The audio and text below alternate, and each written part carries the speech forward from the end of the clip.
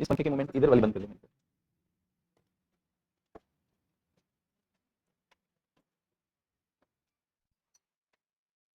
Poverty की जो chapter है उसको हम लोगों ने खत्म कर दिया है। पिछली वाली क्लास में हम लोग एक ट्रिकल डाउन के बारे में देख रहे थे। ट्रिकल डाउन में क्या होता है कि हम लोग ग्रोथ को बढ़ाने पे ध्यान देते हैं, जीडीपी की ग्रोथ को बढ़ाने पे ध्यान देते हैं, उसमें इंडस्ट्रीज पे ज़्यादा फोकस करते हैं, औद्योगिकीकरण के ऊपर। एक परीक्षित नीति है, मतलब ज़्यादातर कंट्रीज ने अपनी ग्रोथ को बढ़ाने के लिए इंडस्ट्री पे फोकस किया। जब आपको ग्रोथ तेज करनी होती है इंडस्ट्रीज पे ज़्यादा फोकस किया जाता है। आवाज़ इंडस्ट्रीज को आगे बढ़ाने के लिए कई तरह की इंसेंटिव सरकार देती है, प्रेरणाएं देती है। मतलब इंसेंटिव का मतलब प्रेरणा हो गया। ये टैक्स के रूप में हो सकता है, तो करों में छूटें दी जा सकती है, सस्ती दरों पर ऋण उपलब्ध करवाए जा सकते हैं, इन्वेस्टमेंट छूटें दी जा सकती है। इस तरह के कई उपाय अपना के सरकार इंडस्ट्रीज को आगे बढ़ाती है, इस उम्मीद के साथ कि ग्रोथ आएगी, ग्रोथ से एम्प्लॉयमेंट आएगा, एम्प्लॉयमेंट से लोगों को इनकम मिलेगी, और इनकम मिलेगी तो स्वतः वो बेसिक नीड्स को पूरा कर लेंगे। इस तरह का विचार होता है ट्रिकल डाउन में। पूरे ग्लोबल लेवल पे, जिसमें भारत एक अपवाद नहीं है, इंडिया में भी ये पॉलिसी काम नहीं कर पा रही है, और पूरे अखिल वैश्विक स्तर पर भी ये पॉलिसी उतना प्रभाव नहीं दिखा पा रही है।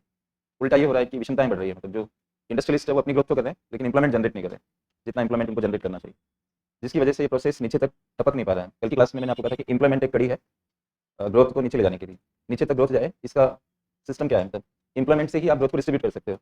अगर आप ग्रोथ तो करते जा रहे हो लेकिन इंप्लॉयमेंट नहीं दे रहे हो, तो उसका डिसेंट्रलाइजेशन नहीं होगा, मतलब लोगों के पास उसका विकेंद्रीकरण नहीं होगा।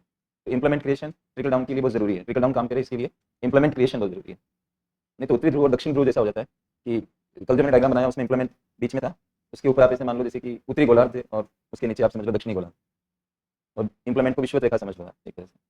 तो ऐसे विभाजन जैसा काम होता है। वैसे भी आपने पढ़ा होगा कहीं कि जो विकसित राष्ट्रों को ओवरऑल नॉर्थ कहा जाता है।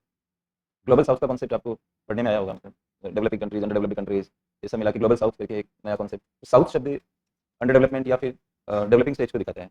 इसमें अपवाद हो सकते हैं, ऑस्ट्रेलिया नीचे आता है फिर भी डेवलप्ड है वो अपवाद की बात नहीं होती है, मोटे मोटे वर्गीकरण कर देते हैं। तो नॉर्थ बोलते हैं हम, इसका मतलब विकसित राष्ट्र हो गए, और साउथ बोलते हैं तो ये डेवलपिंग और अंडर डेवलप्ड टाइप की कंट्रीज हो गई। इसे नॉर्थ साउथ करके होता है। पॉलिटिकल साइंस में भी आईआर में नॉर्थ साउथ डायलॉग करके एक टर्म यूज होता है। नॉर्थ साउथ डायलॉग, नॉर्थ और साउथ के बीच में डायलॉग हो, मतलब बातचीत हो। उसके कौन कौन से फोरम्स हैं, जैसे G20 एक फोरम है, इस तरह से अलग अलग फोरम है जिसमें मतलब वो आपस में बातचीत कर सकते हैं। आपको पता होगा G20 के अंदर विकासशील राष्ट्र भी मेंबर होते हैं, 5 विकासशील राष्ट्र भी मेंबर है उसमें, और बाद में उसकी मेंबरशिप भी चेंज होगी थोड़ी। इनिशियली तो मतलब 20 में 5 डेवलपिंग थे। तो नॉर्थ साउथ ये, अच्छा आपकी जो पोजीशन है मतलब क्लाइमेटिक और भौगोलिक इस तरह की, वो भी आपके डेवलपमेंट को प्रभावित करती है। तो नॉर्थ की क्लाइमेटिक कंडीशन ज़्यादा बेहतर दिखेगी आपको भूगोल के हिसाब से एज कम्पेयर टू साउथ, मतलब इस तरह से। तो नॉर्थ साउथ करके हो जाता है। तो इसी तरह से सिस्टम में भी आप इस बात को कर सकते हो कि नॉर्थ में इंडस्ट्रियलिस्ट आगे, साउथ में गरीब लोग आगे, जैसे एक ही देश में, और इंप्लॉयमेंट बीच में कड़ी का काम करता है। अगर वो नहीं काम कर पा रहा है तो ग्रोथ नीचे तक नहीं जाएगी।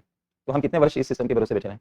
इसलिए इस बात को कहा जाता है कि ट्रिकल अप वाली पॉलिसी अपनाई जानी चाहिए। ट्रिकल अप, ट्रिकल डाउन की जगह ट्रिकल अप, जिसको बॉटम अप भी कहते हैं। उसमें आप गरीब लोगों पर सीधा ध्यान देते हो और फिर उनकी स्थिति में सुधार होता है, और जब उनकी स्थिति में सुधार होगा तो विकास वैसे ही अपने आप ऊपर की ओर जाएगा। महात्मा गांधी जी ने भी गाँव राज्य गाँव मतलब इतने स्वावलंबी हों, इतने अपने कि वो राज्य सरकार या किसी और चीज़ पे डिपेंड ना करे। होता क्या है कि केंद्र से राज्य की तरफ फ्लो होता है, और फिर राज्यों से गाँव की तरफ होता है, डिपेंडेंसी आती है। गाँव हमारे इतने समृद्ध हो कि यहाँ से मनी की फ्लो मतलब ऊपर की तरफ जाए, तो एक अच्छा एम्पावरमेंट होगा। तो हमें ग्रास रूट लेवल को नीचे के स्तर में फोकस करना चाहिए।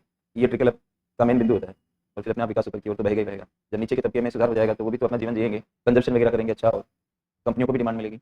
और ऐसे ऐसे झूठी डिमांड को क्रिएट करने से, फेक डिमांड को क्रिएट करने से क्या फायदा, जिसमें सरकार से पैसा जा रहा है, बैंकों से लोन मिल रहा है, फिर लोन वापस आप नहीं दे पा रहे हो, तो कितने दिनों तक आप इकोनॉमी को चला पाओगे? तो इस तरह की बात है इसके अंदर। इसके अलावा हम बेसिक नीड्स अप्रोच विकास की होती है, उस पर भी ध्यान दे सकते हैं। बेसिक नीड्स में राज्य जो है वो सीधा जनता को सुविधाएं उपलब्ध करवाता है, पोषण से रिलेटेड हो, शिक्षा से रिलेटेड हो, चिकित्सा से रिलेटेड हो, इस तरह से, और सड़क वगैरह ये सारी चीज़ें। तो डायरेक्ट अगर आप जनता को हेल्प करते हो तो ये ग्रोथ वाला जो प्रोसेस है इसके भरोसे रहने की आपको आवश्यकता नहीं है, और विषमताएं भी नहीं रहेगी उतनी, क्योंकि सरकारी सुविधाएं जो होती है वो समान रूप से उपलब्ध करवाई जाती है।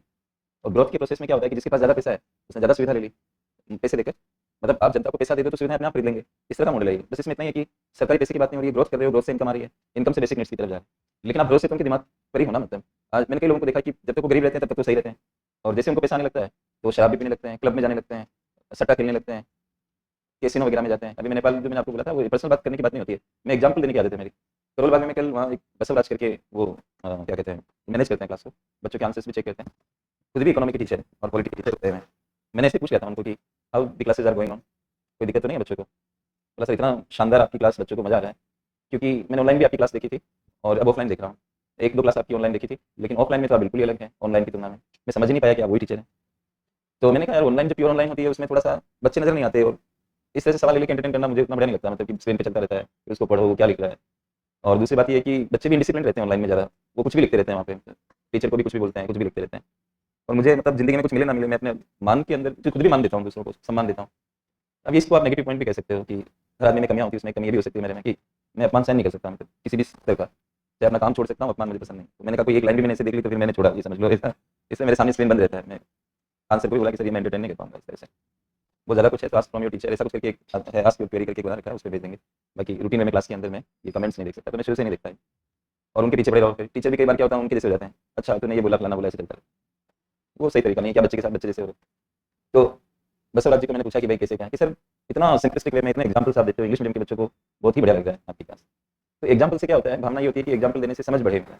अब आप इधर उधर की राजनीति के एग्जाम्पल उठाओगे, कभी फिल्मी सितारों के एग्जाम्पल उठाओगे, किसी को पकड़ लोगे, ये अच्छी बात नहीं है। इससे मुझे लगता है कि मैं अपने एग्जाम्पल दे तो ज़्यादा बेहतर है। हम कोई हमारे ऊपर आरोप भी नहीं लगा सकता कि हमारे लिए आपने ऐसा बोला करके, हमारा नाम ही क्यों लिया, चाहे अच्छे के लिए लिया लेकिन क्यों लिया, मान लो कोई हमारे पीछे पड़ जाए तो हम इस चीज़ का क्या जवाब देंगे। इसलिए एग्जाम्पल देता हूँ तो आपको ये नहीं समझना कि सर अपनी बातों को एग्जाम्पल के हिसाब से आगे रखना चाह रहे हैं, इस तरह का माइंड सेट डेवलप नहीं करना आपको, बस इतनी सी गुजारिश है। तो अभी मैं गया हुआ था तो एक तो मैंने एनपीआर और इन्फ्लेशन का जो बात है कि आपको ज़्यादा करेंसी मिल रही है तो उस हिसाब से इन्फ्लेशन भी ज़्यादा है नेपाल में, एक बात बताई थी आप। अब उन्होंने जिस होटल में ठहरा था तो उन्होंने कहा कि सर आप कैसीनो में जाना पसंद करेंगे, तो मैंने कहा नो नॉट एट ऑल। तो ठीक, उन्होंने पूछ लिया, मैंने जवाब दे दिया। तो कैसीनो में मैं तो नहीं जानता कैसे काम करता है, लेकिन ये जरूर पता है कि वो सट्टे जैसा कुछ होता है, कुछ ना कुछ आप ऐसे ताश के पत्ते कुछ होता है उसके अंदर ऐसा, या उसको घुमाते हुए ऐसा कुछ। मना कर दिया, मैंने कहा नहीं, I am not interested in this activity, मैं तो पशुपतिनाथ के दर्शन के लिए आया हूँ, काठमांडू वगैरह घूमेंगे, ये नहीं कर सकता मैं। फिर बोले do you prefer drinks and all, मैंने कहा नहीं नॉट एट ऑल। वो बोल रहे आपस में कि आई क्यों यहाँ पे। So when you grow rich, मतलब when you start earning more money, तभी तो ये सब सेंटर खुले हुए हैं। गरीब आदमी कैसीनो में क्यों जाएगा, तो ये तो पता है कि भाई पैसा आता है तो लोग इस तरह के काम भी करते हैं। उल्टा क्या होता है, मैं तो कई बार कहता हूँ कि गरीबी वरदान है, अभिशाप नहीं है, अगर हम समझे उस बात को। तो हमें सब कुछ ज्ञान आ जाता है गरीबी के अंदर, पैसे को कैसे बचाना है, सही रास्ते पे कैसे चलना है। इससे दोस्तों जो ग्रोथ का मॉडल होता है कि ग्रोथ आ जाएगी, लोगों को इनकम मिल जाएगी, इनकम मिल जाएगी तो वो बेसिक नीड्स पूरा कर लेंगे, ये जो विचार है, ये विचार मान्यता पर चल रहा है कि लोग विवेकशील हैं ऐसे समझ। चाहे जो अमर्त्य सेन सरकार मैंने आपको बताया, चाहे लोगों के खातों में पैसा डालवा या वो पैसा हमारे में, बात तो सेम ही है। आपकी जेब में पैसा आ गया किसी भी वजह से, खेत बेचा, खलिहान बेचा, जो बेचा, लॉटरी निकल गई, कुछ भी हुआ ऐसा, कौन बनेगा करोड़पति में, जीत गए, कुछ भी हो, पैसा आपको आया, अब आप उसको यूज कैसे करोगे। इस तरह की जंक फूड खाना, बच्चों को आप देखिए कि ज़्यादातर बच्चे जंक फूड पसंद करते हैं। अब जंक फूड यानी कि ये पिज्जा वगैरह ये सब, तो पैसा आने पर लोग उनकी तरफ जाते हैं और उनका हेल्थ खराब हो जाता है। ज़्यादातर परिवारों में आप बहुत मोटापन देखेंगे, ऐसा देखने को मिलता है। तो आप उल्टा आपके लिए पैसा अभिशाप हो गया। तो इसलिए बेसिक नीड्स अप्रोच में आपने कभी सुना है कि सरकार दलिया की जगह पिज्जा बांट रही है, समोसा, समोसा एक नॉर्मल आइटम है, किसी 15 अगस्त वगैरह पे 26 जनवरी पे दे दिया, मान लो प्रिंसिपल महोदय को छूट मिली हुई है कि भाई ये फंड है आपके बच्चों के लिए, तो आप कुछ भी मंगवा लो, इतना रेगुलेशन नहीं होता है। लेकिन जो अखिल भारतीय स्तर पर स्कीमें चलती है पोषण वगैरह से रिलेटेड, तो क्या उसमें समोसे दिए जाते हैं, उसमें पिज्जा दिया जाता है, उसमें ठीक चीज़ें दी जाती है जो आपके स्वास्थ्य के अनुकूल है। तो सरकार बेसिक नीड्स देगी आपको तो ध्यान से देगी, आपके दिमाग के भरोसे गवर्नमेंट नहीं चलेगी। कई लोग तो मानते ही नहीं है, जैसे वैक्सीनेशन कराना है, नहीं कराएंगे, बोले हमें कुछ नहीं हो सकता। 90% लोग तो ये सोचते हैं कि हमें कुछ नहीं हो सकता, जब तक वो सही होते हैं तब तक ये सोचते रहते हैं, जब गले में आपत्ति पड़ जाती है तो कराते हैं। मैं उन बच्चों को देखिए बहुत परेशान हो जाता हूँ जो विकलांग दिव्यांगता का शिकार होते हैं इस वजह से कि उनको पोलियो हुआ है। पोलियो किसकी वजह से हुआ, जबकि 2 बूंद जिंदगी की आप फ्री में दे रहे हो, फिर भी पोलियो हो गया किसी को, मतलब आपने करवाई नहीं वैक्सीनेशन। कई लोग जाते नहीं है कैंप वगैरह में, प्लस उनके घर पे भी आते हैं तो भी मना कर देते हैं कि बच्चा सो रहा है अभी और आप सुबह सुबह आ गए और इस तरह से। तो वो मन में क्या सोचेंगे, सोते रहने दो, हमें क्या लेना देना आपके बच्चे से। बाद में जाके पता लगा कि उसको दिव्यांगता आ गई, इसकी वजह से पूरा जीवन उसका नरक बन गया आपकी लापरवाही से। तो लोग इस तरह के होते हैं, उनका स्वभाव ऐसा होता है। आप लोगों को फ्री छोड़ दो कभी हेलमेट नहीं लगाएंगे, अरे हेलमेट तुम्हारी अपनी सुरक्षा के लिए। तो इसलिए स्टेट को समझना पड़ता है कि जनता की मैच्योरिटी के ऊपर राज्य नहीं चल सकता, और वो चल रहा है तो गलत कर रहा है, क्योंकि लोग मैच्योर नहीं होते हैं, कितने भी पढ़े लिखे। भ्रूण हत्याएं आज भी होती है, प्री नेटल जांचें होती है, कई संगीन से संगीन क्राइम पढ़े लिखे लोग करते हैं। पढ़ा लिखा होना मुखौटा ही तो डालता है आपके ऊपर, आपकी क्राइम वाली नेचर तो ढक रही है उसके अंदर। इसलिए राज्य को इस विचार में देखना पड़ेगा कि बेसिक नीड्स वो दे दे लोगों को। आई थिंक कि आप समझ पा रहे हैं इस बात को ना। बाकी जो है कि गरीबी हम कैसे दूर करें, उसके लिए मैंने 4 मेजर पॉलिसी स्टेप आपको बताए, उनके आधार पर हम गरीबी कम कर सकते हैं। अब सवालों की बारी है, कुछ सवाल दिखाना चाह रहा हूँ।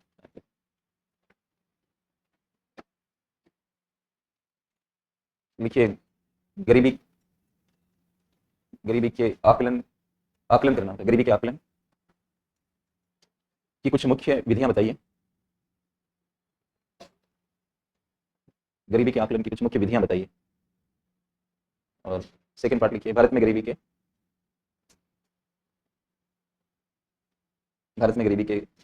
अलग अलग अनुमान, अलग अलग अनुमान कौन से हैं, अलग अलग अनुमान, अलग अलग। और सेकंड पार्ट लिखिए, भारत में गरीबी के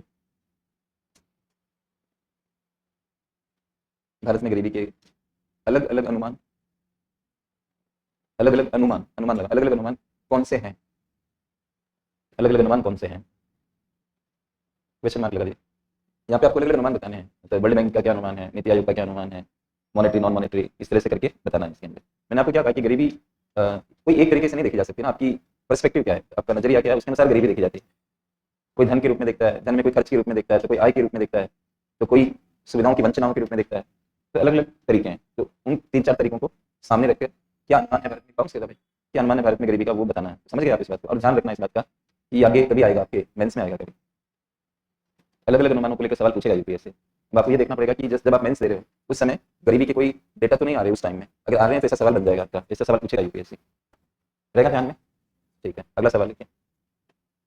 इस कथन का विश्लेषण करें कि इस कथन का विश्लेषण करें कि इस कथन का विश्लेषण करें कि देश लगा दो उसके आगे, करें कि नीचे लिखो।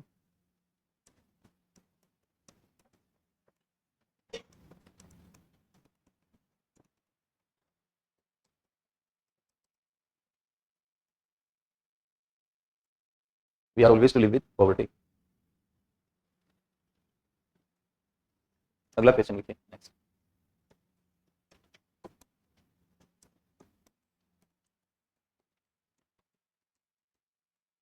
ट्रिकल डाउन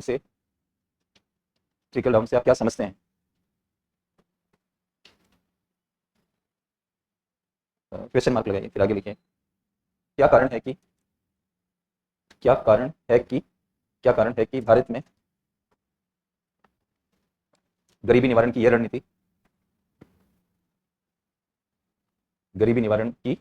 रणनीति विफल हो गई है? क्वेश्चन मार्क लगाएं, विफल हो गई है। अगला क्वेश्चन लिखिए। Basic needs approach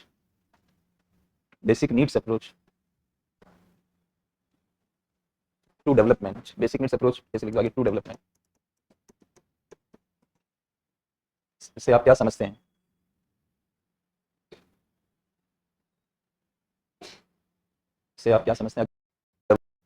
basic needs approach, question mark लगाएं, विफल हो गई है। अगला क्वेश्चन लिखिए। बेसिक नीड्स अप्रोच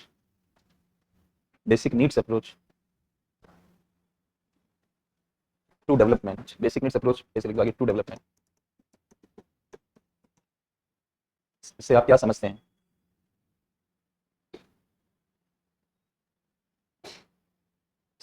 अगला भाग लिखिए। क्या आपके अनुसार भारत में इसे लागू किया जाना चाहिए?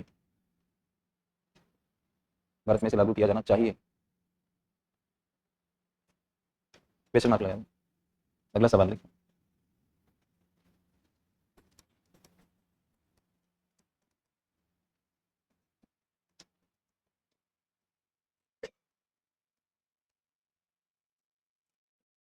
ट्रिकल अप या बॉटम अप से आप क्या समझते हैं?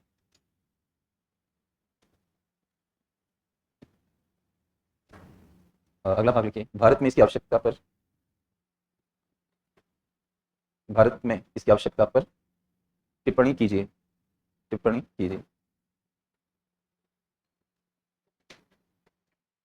इन प्रश्नों पे और अपना लेखन करना है, कुछ ना कुछ मिलेगा इनसे। और ये क्षमता आधारित दृष्टिकोण जो आदरणीय अमर्त्य सेन सर का है, उसको भी अच्छे से पढ़ के जाना, वो कहीं भी आ सकता है आपको। जीएस सेकंड में भी आ सकता है, और जीएस सेकंड में आया भी था। प्रोफेसर अमर्त्य सेन द्वारा शिक्षा और स्वास्थ्य पर जोर क्यों दिया गया? आपने नहीं भी पढ़ा हुआ है तो कई बच्चे वैसे भी लिख लेते हैं, शिक्षा स्वास्थ्य क्यों जरूरी, ऐसा सोच के कुछ बोला होगा, तो प्रश्न अटेम्प्ट तो हो जाता है, करना चाहोगे तो, कि शिक्षा स्वास्थ्य पे जोर किसी को भी क्यों देना चाहिए, चाहे वो प्रोफेसर सर कहें या कोई और कहें। लेकिन नंबर नहीं आ पाएंगे आपको, क्योंकि वो कॉन्टेक्स्ट दे नहीं पाओगे आप, जो वो मांग रहा है आपसे। शिक्षा जीवन के लिए जरूरी है, मान लो नहीं आता तो ये लिखोगे और क्या लिखोगे, मतलब शिक्षा ज्ञान देती है, फलाना हो जाता है, ऐसे वैसे करके घुमा फिरा के मतलब लिख दोगे लास्ट में, यही कारण है कि फलाना हुआ, तो उन्होंने ऐसे बोला। लेकिन उसको आप इससे नहीं जोड़ोगे, मतलब क्षमता, वास्तविक गरीबी उसमें आंसर के अंदर कहीं नहीं आएगा, फिर वो आपकी आंसर की स्ट्रीम निकल जाएगी, जिसको हम कहते हैं धुआं निकल जाएगा स्ट्रीम का। तो फिर ये तो प्रतियोगिता है, इसमें कल परसों शायद मेरे पास बिहार की डिप्टी सेक्रेटरी हैं एजुकेशन डिपार्टमेंट, तभी वो मेरे साथ पढ़ाए थे, तो उनका किसी से उन्होंने नंबर लेके मुझे कॉल किया कि बेटा उनका 12th क्लास क्लियर करके और 96 पॉइंट समथिंग उसको बने, और इकोनॉमिक्स उसने रखा ऑनर्स में। फिर किसी ने कहा कि वो सर से बात करो, तो उनको ध्यान आया, इनके साथ तो मैंने पढ़ाया हुआ है। फिर उन्होंने मुझे फ़ोन करके और बातचीत करी कि सर कैसे कैसे इसको बच्चे को आगे लेके जाना है। वहाँ पे डिप्टी सेक्रेटरी है बिहार में, निशिकांत करके नाम है उनका। तो बता रहे जेएनयू से हैं वो, तो जेएनयू में वहाँ से कुछ किया था पॉलिटिकल साइंस और आईआर में, और बाद में फिर यूपीएससी वगैरह के जरिए करता इकोनॉमिक्स। तो बात हो रही थी उनसे, मैंने कहा इस बेटे को आप कुछ किताबें इस तरह की दे दो जिससे इसका थिंकिंग इंप्रूव होगा सोशियो इकोनॉमिक्स के अंदर, मतलब इकोनॉमिक्स जो सोसाइटी को टच करता है वो पढ़ाओ इसको पहले। एक किताब जैसे डेवलपमेंट इज फ्रीडम दिलवा दो उसको पढ़ेगा धीरे धीरे तो सर के विचार इनके दिमाग में जाएंगे और लेखन इंप्रूव होगा इनका, निबंध वगैरह से में भी अच्छा कर सकते हैं। हम पढ़ते पॉलिटिकल साइंस और इकोनॉमिक्स अलग अलग हैं, लेकिन ये है जुड़े हुए आपस में, क्योंकि बिना मतलब इकोनॉमिक कंडीशंस के इंप्रूवमेंट के आप सोशल जस्टिस की बात भी नहीं कर सकते, पॉलिटिकल जस्टिस की बात भी नहीं कर सकते, क्षमता नहीं होगी आपके अंदर तो आप पॉलिटिकल फ्रीडम्स का सही इस्तेमाल नहीं कर सकते। आप कहते हैं फ्रीडम ऑफ मूवमेंट, आपका स्वास्थ्य सही होगा तब तो आप फ्रीडम ऑफ मूवमेंट को भी फॉलो कर पाओगे। अच्छा, फ्रीडम ऑफ ऑक्यूपेशन वगैरह व्यवसाय करने की स्वतंत्रता, स्किल नहीं होगी तो आप स्वतंत्र कहाँ होंगे, जो आपको थोड़ा बहुत आता है वहीं तक आपको रहना पड़ेगा। लेकिन एक व्यक्ति को बहुत सारा नॉलेज अलग अलग फील्ड का, ये नहीं तो ये नहीं तो ये नहीं तो ये, विकल्पों का चयन ही स्वतंत्रता है। तो विकल्पों का चयन आप तभी कर पाओगे जब आप कैपेसिटी रखते हो। तो ये चीज़ों को सीखना है, आपका आंसर अपने आप आने लगेगा, आपको मेहनत अच्छा हो जाएगा, टॉपिक सारे क्लियर होने लगेंगे। थोड़ा समय लगता है इनिशियल, लेकिन इधर लॉन्ग टर्म में ज़्यादा होता है इस तरह से। तो हम नया चैप्टर इसके बाद में शुरू करेंगे, वो बेरोजगारी का है। तो आपके मन में याद होगा कि वर्ड लिमिट तो मैंने बताई नहीं आपको, तो 200 वर्ड्स में लिखिए आप इन सबको, जो भी सवाल मैं दूंगा ना आपको क्लास में 200 की वर्ड लिमिट रहेगी, 200 शब्दों के अंदर लिखना है।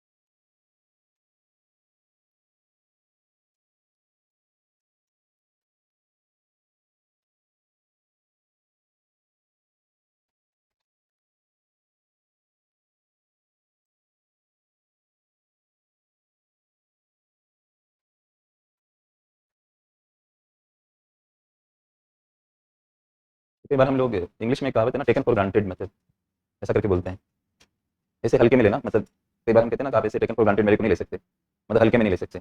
वही बात है यहाँ पर कि कई बार हम बेरोजगारी को समझते हैं, समझते तो हैं, समझने से काम यूपीएससी में नहीं चलता है। किससे चलता है? अभिव्यक्ति से। किससे? अभिव्यक्ति। आप समझ सब रहे हो मतलब, लेकिन कोई बोला आपको कि बताओ क्या सोच रहे हो, क्या समझ रहे हो, आप बोल ही नहीं पा रहे हो, तो उनको कैसे पता लगेगा कि आपको इसका आइडिया है? मतलब अभिव्यक्ति से समझ का पता लगता है ना। अभिव्यक्ति किसको कहते हैं? जो वर्बल है तो मुंह से बोल रहे हो, नहीं तो लेखन में होता है अभिव्यक्त करना, मतलब अपने आप को एक्सप्रेस करना। तो समझ है लेकिन एक्सप्रेशन नहीं है, आप फंस गए, यूपीएससी फिर आपको नंबर नहीं देगी। और जो बेरोजगारी से जूझ रहा है, जो बेरोजगारी से परेशान है, उसको बेरोजगारी का अर्थ नहीं पता है, लेकिन उसे ये मालूम है कि मैं बेरोजगार हूं। लेकिन उससे ये पूछा जाए कि तुम बताओ, लिखो बेरोजगारी किसको कहते हो, तुम तो महसूस कर रहे हो कि तुम उसी में रह रहे हो, तो उसके पास लैंग्वेज नहीं होती है, फॉर्मल भाषा जिसको हम कहते हैं वो नहीं होती है, तो ये दिक्कत हो जाती है। कमिंग टू द पॉइंट कि बेरोजगारी किसे कहेंगे, उनमें जो बातें मैंने लिखी उसमें एक भी मिस हुई तो आपका जीरो हो जाएगा। सक्षमता लिखनी पड़ेगी। एक व्यक्ति में सक्षमता पहली शर्त है। बेरोजगारी उसी के लिए पड़ी जाती है जो सक्षम है लेकिन फिर भी परेशान, मतलब सक्षम है और जो मांग रहा है, मांगने पर भी एक व्यक्ति सक्षम है और मांग भी रहा है फिर भी उसे रोजगार नहीं मिलता है, तो उसको क्या कहते हैं? बेरोजगार। तो फिर मैंने नीचे इसका अर्थ निहितार्थ लिखा, ये तो अर्थ है। और निहितार्थ क्या है कि अनिश्चित बेरोजगारी ही बेरोजगारी होती है। कोई अपनी इच्छा से तथाकथित रूप से काम नहीं कर रहा है तो हम उसको बेरोजगार कहने में जल्दबाजी ना करें। जल्दबाजी का मतलब क्या होगा? हमने कहा भाई आप बेरोजगार हो, बोले आपको किसने कहा? नहीं, मेरे को ऐसा लग रहा है 6 महीने से आप काम नहीं कर रहे। बोले मुझे काम करने की क्या जरूरत है, मैं आपके पास काम मांगने आया, और किसी के पास गया, कोई डेटा है आपके पास जिसमें आप ये बता सको कि मैं काम मांगने के लिए घूम रहा था, तो आपने मेरे को बेरोजगार कहा तो कैसे कहा? मानहानि का दावा मैं करूंगा आपकी खिलाफ। अब ये एग्जाम्पल हुआ। इस तरीके से क्या होता है, हमारी समझ पड़ती है। और एग्जाम्पल देने के पीछे मेरी क्या मंशा हो सकती है? मैं तो क्लास में टाइम पास नहीं करता, ध्यान रखना पसंद नहीं है मुझे बिल्कुल ही। तो वो बोले सर 2-4 मिनट और रुक जाओ, बाद में शुरू कर देना क्लास। मैंने कहा क्यों बाद में, क्यों हो गया बहुत होना था, 8:35 वगैरह जो भी है, अब बच्चे टाइम पे आए तो ठीक है, मेरी क्लास 8:30 बजे चल जाएगी। मैंने कहा आदत क्यों डालनी है इस चीज़ की कि चलो 4 मिनट लेटी, जब टीचर यहाँ 10 मिनट पहले आ रहा है, 5 मिनट पहले आ रहा है पढ़ाने वाला, तो छात्र का धर्म क्या बनता है कि क्लास के अंदर मिले टीचर। तो यही बात है कि मैंने कहा आप छोड़ो, आते रहेंगे जिसका नाम हो। तो चीज़ों को सेट करना होता है। तो यहाँ पर ये बात है दोस्तों की एग्जाम्पल समझाने के लिए है। अगर कोई व्यक्ति काम नहीं मांग रहा है, भले ही उसमें सक्षमता हो, फिर भी हम उसको क्या कहेंगे? बेरोजगार। और वो बेरोजगार अनिच्छा से है, तो अनिच्छा से, अपनी इच्छा से कोई मानो सुसाइड कर रहा है तो हम उसकी बात नहीं कर रहे। जो बिना इच्छा के ही मृत्यु को प्राप्त हो रहा है तो राज्य व्यथित होगा इस बात से। हालांकि आर्टिकल कुछ ऐसी चीजें हैं जिसके अंदर 21 वगैरह में माननीय सर्वोच्च न्यायालय ने सुसाइड को भी मना कर दिया है, क्योंकि आप नहीं कर सकते मुझे इस तरह से, वो एक अलग मैटर है। लेकिन वो जानबूझ के ऐसा कर रहा है तो वो समझेगा ना इस बात को, लेकिन बिना इच्छा के कोई बेरोजगार है, यहाँ राज्य को सोचना पड़ेगा। तो अनिच्छित बेरोजगारी ही बेरोजगारी है, ये ध्यान रखना। फिर एक बार बदलिए यहाँ से, देखिए सक्षमता में, सक्षमता, सक्षम लिखिए ता लगा देना, सक्षमता में न्यूनतम रूप से यह देखा जाता है कि संबंधित व्यक्ति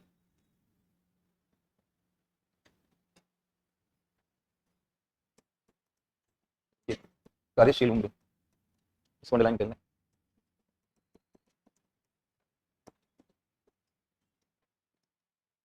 वर्किंग एज, कार्यशील उम्र का हो,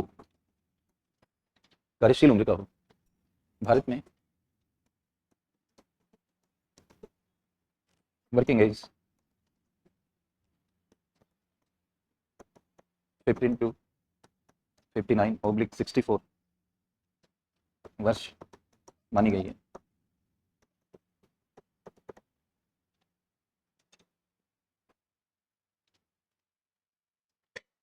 अब बहुत अच्छे से मतलब कोई एग्जाम्पल आ रहा है, कुछ ऐसा हो रहा है तो आपको उसके साथ बहना नहीं है, मतलब कि एकाग्रता को छोड़ दिया आपने, वो तो समझाने के लिए होता है, माइंड आपका शांत रहना चाहिए। यहाँ क्या है कि सक्षमता का मानदंड क्या होगा, मतलब हम किस व्यक्ति को सक्षम कहें। अच्छा, कोई व्यक्ति दिव्यांग है और आप कह दो कि वो सक्षम नहीं है, ये भी गलत है। इसलिए संभवतः आपने विकलांग शब्द को हटाकर दिव्यांग कर दिया, तो इसके अंग दिव्य हैं। ये सोच ही गलत है कि एक आपको जो दिख रहा है उनके हिसाब से वो कैपेसिटी डेवलप कर लेते हैं। हाँ, कुछ सर्विसेज ऐसी हो सकती है जहाँ उनकी इस तरह की दिव्यांगता उस सर्विस का जो फंक्शन होता है उसमें बाधित बन सकती है, तो वहाँ थोड़ा गवर्नमेंट या इंटरव्यू लेने वाले लोग कुछ कर सकते हैं कि भाई नहीं, ये इसमें फिट नहीं हो पाएंगे, उतना हो सकता है। लेकिन ये समझना पहले से कि कोई दिव्यांग है तो ये मतलब सही नहीं है, गलत है। तो अंग भंग और ये सब चीज़ों को लेकर बात नहीं होती है। न्यूनतम न्यूनतम ये माना जाता है कि एक व्यक्ति की आयु सही हो सबसे पहले, मतलब कोई कहे कि क्वालिफिकेशन में अच्छा जितने ज़्यादा लोगों को रोजगार देना है उतने सक्षमता के मानों को नीचे लाना पड़ेगा, तभी ज़्यादा लोग आएंगे ना। फिर उसमें आप कह दो भारत में कि सब पीएचडी होना जरूरी है सक्षमता, फिर तो बहुत कम लोग ही बेरोजगारी के अध्ययन में शामिल हो पाएंगे और बहुत कम लोगों को नौकरी मिल पाएगी। तो आप सक्षमता की जो बाउंड्री लाइन है इसको नीचे नीचे नीचे नीचे नीचे लाते जाए लाते जाए लाते जाए, तो एक जगह आके हमें रुकना पड़ेगा कि एक आयु तो किसी की भी सही होनी चाहिए। एक बालपन होता है, जैसे 14 साल तक हमारे कॉन्स्टिट्यूशन में ही कई तरह के प्रावधान है, सवाल कॉन्स्टिट्यूशन का नहीं है, या कॉन्स्टिट्यूशन नहीं होगा तो हम किसी को भी कुछ भी करेंगे। ये तो बना रखा है हमारे लिए कि भारत देश इस तरह की कानून नहीं होगा तो लोग कुछ भी करेंगे, या बिना कानून के देश नहीं चल सकता। कानून लाना पड़ता है, क्राइम की मात्रा ज्यादा है और इस तरह से आपको कानून की बाउंड्री बनानी पड़ती है, और यही सब है। तो कानून हो चाहे मत हो, लेकिन एक बात है फिलोसॉफिकली कि एक बच्चे का जो चाइल्डहुड होता है, खेलने की उसकी उम्र होती है। बहुत सारी बातें हैं यहाँ पे, कोमल जिसको टेंडर एज कहता है कॉन्स्टिट्यूशन, टेंडर एज बोलता है।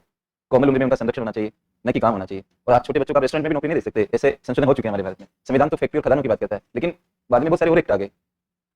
तो जब आप किसी लॉ को पढ़ते हो तो संविधान के साथ जो बाकी के एक्ट हैं, बाई रूल्स है, सब रूल्स है, उनके साथ देखते हो ना मतलब।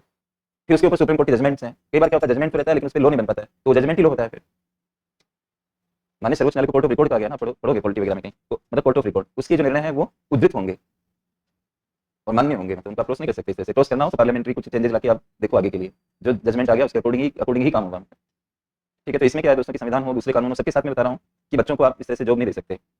तो 15 साल से दे सकते, 15 एक बन गया, यहाँ से काम करने की उम्र चालू होगी। और ज्यादातर मामलों में सर्वे रिसर्च इंटरनेशनल संस्थाएं 59 तक लेती है। हम भारत में भी सर्वे करते हैं जब लोगों का, तो यहीं तक की बात करते हैं 15 साल से। लेकिन फिर भी ऑब्लिक 64 मैंने इसलिए लगाया यहाँ पर कि यूपीएससी के मेंबर्स, सर्वोच्च न्यायालय के जजेस, हाईकोर्ट वगैरह के, ऐसा पढ़ोगे कहीं सीएजी, ये 64 मतलब 65 वर्ष की आयु या फिर 6 साल जो कोई पहले हो जाए तब तक, इस तरह के प्रोविजन देते हैं। अब 64 की जैसे 65 में आया था आपको रिटायर होना पड़ेगा, तो 64 तक मतलब, तो इसलिए ऑब्लिक लगाया। लेकिन आपको समझना यह है कि ज्यादातर यहाँ से यहाँ तक है, कुछ अपवादिक मामलों में 64 तक आप काम कर सकते हो, 65 आते फिर आपको रिटायर होना पड़ेगा, इसलिए ऑब्लिक लगा के 64 लिखा मैंने।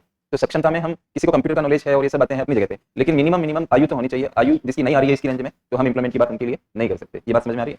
पैराग्राफ चेंज करिए। यदि किसी देश की यदि किसी देश की कुल जनसंख्या में, कुल जनसंख्या, टोटल जनसंख्या,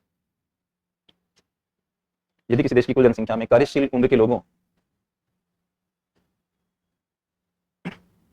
कार्यशील उम्र के लोगों का अनुपात सर्वाधिक होता है, तो ऐसे लिखिए डिपेंडेंसी रेशियो,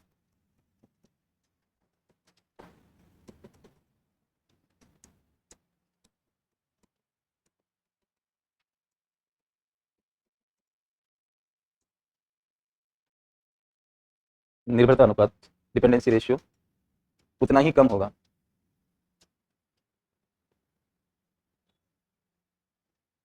पूर्णविराम लगाइए। ये एक सकारात्मक स्थिति मानी जाती है, यह एक लिखो सकारात्मक स्थिति मानी जाती है।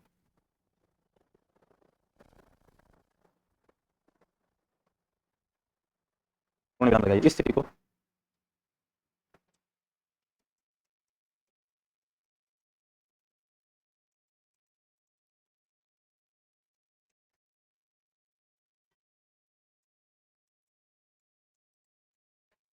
डेमोग्राफिक डिविडेंड कहते हैं।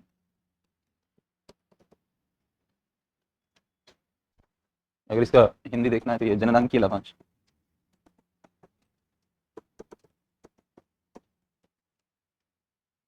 इस वर्ड की हिंदी लिखी मैंने इधर, जननांकीय लाभांश।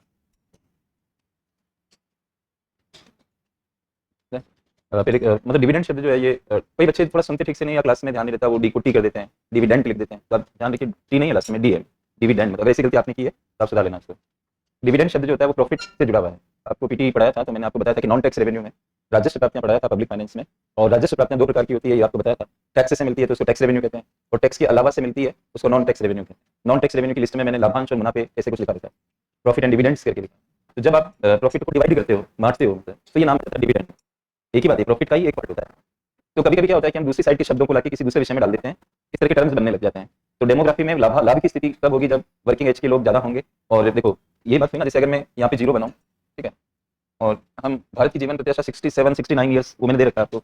मान लीजिए मैं यहाँ पे थोड़ा सा कोरोना पीरियड की वजह से वो डाउन दिखा है, तो मैं 60 फिर भी जो है वो लिख देता हूँ, 67 लिखा है मान लीजिए, ठीक है।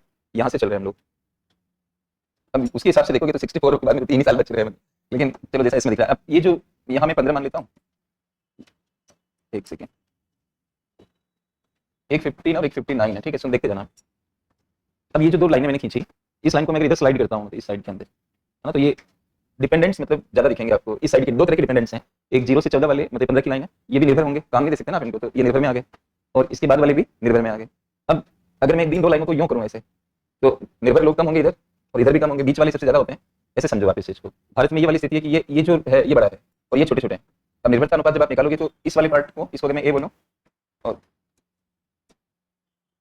ऐसे, और ये वाले पार्ट को मैं, तो ये बी है और ये सी है। तो हमारी स्थिति ऐसी है कि ए प्लस सी से ज्यादा बी है। ए प्लस सी मिलके भी उनको मुकाबला नहीं कर पा रहे हैं सर, ये बी वालों का। तो ये पोटेंशियल है ना इनके अंदर, ये पोटेंशियल वाले लोग हैं। आयु का भी तो फर्क पड़ता है भाई, बहुत पड़ता है। जब आप और एज में आओगे, जैसे हम लोग ये फील करते हैं कि थोड़ी थकान महसूस होती है, और इस तरह से एज का फर्क आता है बहुत, ये बात है। तो इसलिए हमारे देश के अंदर उनको भी देखना पड़ेगा, हमें इन वालों को भी देखना पड़ेगा। और संख्या में अगर ये एक्सीड कर जाती है, ये रेशियो एक्सीड कर जाती है तो अच्छी स्थिति है। अब सवाल ये है कि अभी इनका कर क्या रहेगा। भगवान ने तो आपको बेहतर स्थिति दी, और आपने पिछले दिनों पढ़ा होगा इजराइल हमास वगैरह इनके जो भी आपस में हुए, इसी पीरियड के अंदर इंडिया से कई सारे लोग कॉन्ट्रैक्ट करके उधर इजराइल में चले गए काम करने के लिए। तो आज इंडिया को लेबर सप्लायर जैसा हो गया। तो लेबर की कमी दूसरी जगह, अरे हमारे पास लेबर है तो हम इसको समस्या क्यों समझ रहे हैं, तब एक सोचने वाली बात है। तो उस पोटेंशियल को आप कन्वर्ट करो, एक्चुअलाइजेशन करना, मतलब पोटेंशियल को एक्चुअलाइज करना, ये हम नहीं कर पा रहे। वर्ल्ड बैंक ने कुछ टिप्पणी हमारे ऊपर करी थी इस मामले को लेकर, तो वो मैं पैराग्राफ चेंज करो। भारत कई कारणों से इस स्थिति का लाभ नहीं उठा पा रहा है।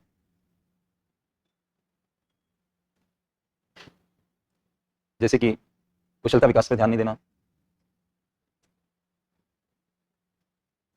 कुशलता विकास पर ध्यान नहीं देना, कोमा जॉबलेस ग्रोथ, रोजगार विहीन समृद्धि, जॉबलेस ग्रोथ आदि। जब आप जॉबलेस ग्रोथ मतलब इंग्लिश में लिखना चाहो तो मैंने बोला जॉबलेस ग्रोथ, हिंदी आपके पास है ऑलरेडी, कल की क्लास में मैंने विहीन समृद्धि, जॉबलेस ग्रोथ, इस स्थिति का लाभ नहीं उठा पा रहा है।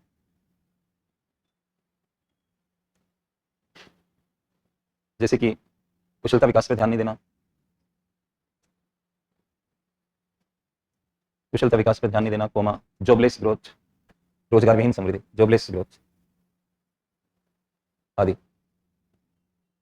जब आप जॉबलेस ग्रोथ मतलब इंग्लिश में लिखना चाहो तो मैंने बोला जॉबलेस ग्रोथ, हिंदी आपके पास है ऑलरेडी, कल की क्लास में मैंने हिंदी लिखाई थी इसकी, रोजगार विहीन समृद्धि, है ना। जब आप जॉबलेस ग्रोथ बोलते हो तो वहाँ भाव ये होता है कि जिन लोगों के पास कुशलता है, मतलब ये भाव होता है। जहाँ कुशलता है वहाँ जॉबलेसनेस है, और कहीं जो है कुशलता ही नहीं है। दोनों बातें मैंने करी भी थी, आपको गिफ्ट सिटी के बारे में बताया था कि ऐसी न्यूज़ पढ़ी मैंने कि वहाँ पे वैकेंसी बनी हुई है, लोग ही नहीं मिल रहे उनको जो चाहिए उन्हें। आज आप चाहो कि मान लो वीडियो बनाते हो यूट्यूब पर या कोई क्लास चलाते हो, आपको एडिटर चाहिए मतलब कि वीडियो को एडिट कर सके, लेकिन आपको मनपसंद का कोई मिल ही नहीं रहा जो आपकी वीडियो को आपकी इच्छा अनुसार मतलब एडिट कर सके। तो वैकेंसी है लेकिन आदमी नहीं मिल रहा, ऐसी कंडीशन आ सकती है। फिर आप चेंज करिए। विश्व बैंक के अनुसार,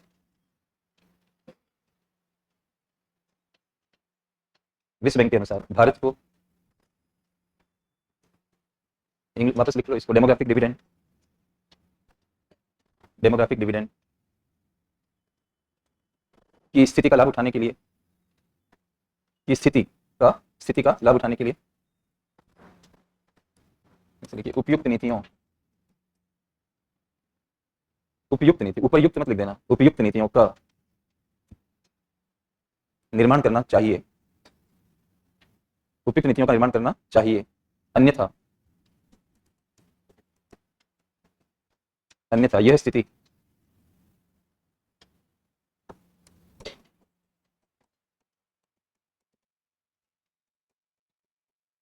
डेमोग्राफिक कर्स, CURSE, डेमोग्राफिक कर्स, कर्स का मतलब अभिशाप होता है, डेमोग्राफिक कर्स में बदल जाएगी, डेमोग्राफिक कर्स में बदल जाएगी, ट्रांसफॉर्म हो जाएगी, बदल जाएगी, पूर्ण विराम लगा दें। तो ये वर्ल्ड बैंक चेतावनी दे रहा है। 2018 में एक रिपोर्ट निकाली थी उसने, सिस्टमेटिक कंट्री डायग्नोस्टिक के नाम से। देखो नाम ही कितना बढ़िया है, सिस्टमेटिक कंट्री डायग्नोस्टिक। मतलब डायग्नोसिस में आप क्या करते हो, बीमारी का पता लगाते हो कि बीमारी किस वजह से है, डायग्नोसिस। और कमाल की चीज ये है कि वर्ल्ड बैंक ने हमारे ऊपर ये रिपोर्ट लिखी और हमें उसका नहीं पता है। रिसर्च करने वाले रिसर्च करके थक गए और हमारे ऊपर कर रहे हैं, और हमें उसका इनपुट के रूप में कैसे इस्तेमाल करना है हमें नहीं पता उसके बारे में। लेकिन उसने एग्रीकल्चर से लेके हर फील्ड में सिस्टमेटिक डायग्नोसिस किया, तो नाम ही है सिस्टमेटिक कंट्री डायग्नोस्टिक। ये इंडिया पे उसने निकाली थी जनवरी 2018 में। और यही एक रिपोर्ट नहीं है जिस पर उसने ऐसा बोला, तो वो कई जगहों पे पहले भी कह चुका है कि आप इसका फायदा उठाओ, फायदा उठाओ, नहीं उठाओगे तो ये स्थिति आपको कर्ज में बदल जाएगी। क्योंकि युवा वर्ग को या कार्यशील आयु के लोगों को डिप्रेशन में आ जाते हैं, काम नहीं मिलता है, क्राइम की तरफ चले जाते हैं, विवेक खत्म हो जाता है, भार बन जाते हैं। तो उस चीज को आप कैसे, फिर तो अभिशाप में कन्वर्ट हो गया, आपकी पॉपुलेशन आपके लिए प्रॉब्लम बन गई। पॉपुलेशन को आप आज के जमाने में प्रॉब्लम की बजाय उसको अवसर समझे, कहते हैं ना आपदा को अवसर बनाना, तो आप ऐसे कर सकते हो। तो वो तो हम देखेंगे कि ये कैसे संभव है। तो ये प्रस्तावना बना, प्रस्तावना की आप रेंज देखो कि हमने प्रस्तावना के अंदर बेरोजगारी की परिभाषा से लेकर बेरोजगारी किसको कहेंगे से लेकर डेमोग्राफिक डिविडेंड, वर्ल्ड बैंक, ये सब करके प्रस्तावना में डाला हम लोगों ने। इस पे एक दो सवाल बन जाएंगे आपकी प्रस्तावना में से ही, एटलीस्ट आपको दिशा पता लग जाएगी कि इस आंसर में जाना क्या है। और मेंस में दोस्तों 150 वर्ड्स वगैरह में तो बहुत आसानी है, 2 पार्ट में सवाल होते हैं। अब आप 150 लिमिट है तो आप 150 में क्यों लिखते हो, वर्ड लिमिट को क्रॉस भी मत करो मेरे हिसाब से। 10% क्रॉस कर सकते हो कानूनन तरीके से, मतलब आपके नंबर नहीं काटेंगे, लेकिन क्यों करना, मतलब क्योंकि क्रॉस करने का मतलब आपको खुद को नुकसान है। अब 150 वर्ड्स में 15 एक्स्ट्रा लिख रहे हो आप, 165 70 वर्ड्स लिख रहे हो, तो लिखने में समय भी तो जाएगा ना आपका, तो आगे कहीं आपके दूसरे प्रश्न में जाके प्रॉब्लम पैदा कर देगा, पता लगा प्रश्न कर ही नहीं पाए, आपका तो किसी कीमत पे नहीं होगा। सवाल छूटने का मतलब किसी कीमत पे नहीं होना। अब आप 150 वर्ड्स की कैटेगरी के अंदर मैं एग्जाम दूंगा, तो मैं 150 नहीं, क्योंकि 10% प्लस माइनस है तो मैं माइनस की तरफ जाऊंगा कि भाई और मेरा टाइम बचेगा आगे का, तो मैं 140 में लिखूंगा, नहीं कि 150 में या 165 वगैरह में। 140 के अंदर मैं 20 वर्ड का तो इंट्रो बना दूंगा और 20 वर्ड का मैं कंक्लूजन बना दूंगा, 40 का हिसाब यहाँ हो गया। अब बच गए 100, तो 2 भागों में बटा हुआ है, ज्यादातर प्रश्न 2 भागों में रहते हैं, कुछ एक ही मतलब एक ही प्रश्न होता है, 2 भागों में है। तो मैं इसके बीच वाला जो पार्ट है वो अब मेरे ऊपर है। जैसे फॉर एग्जांपल जीएसटी क्या है या एमएसपी क्या है, देखो प्रश्नों में भी इंट्रोडक्शन होता है, ये बच्चे समझ नहीं पाते। जैसे एक सवाल दिया उन्होंने, ऐसे क्रिएट कर रहा हूँ कि एमएसपी क्या है, या हम जो चैप्टर चल रहा है उसी की बात करें तो ज्यादा बढ़िया। हम कहेंगे कि जो पढ़ लिया आपने, गरीबी क्या है। एक पार्ट आया गरीबी क्या है भारत, दूसरे पार्ट में लिखा भारत में किस प्रकार गरीबी दूर की जा सकती है।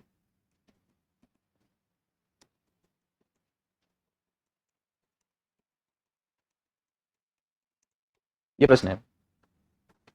तो यहाँ पे ये समझना पड़ेगा कि आपके पास जो, जैसे इंट्रो कैसे बनेगा इसका, तो हम कह सकते हैं कि भारत में गरीबी एक बड़ी समस्या है, ऐसे करके स्टार्ट कर सकते हैं।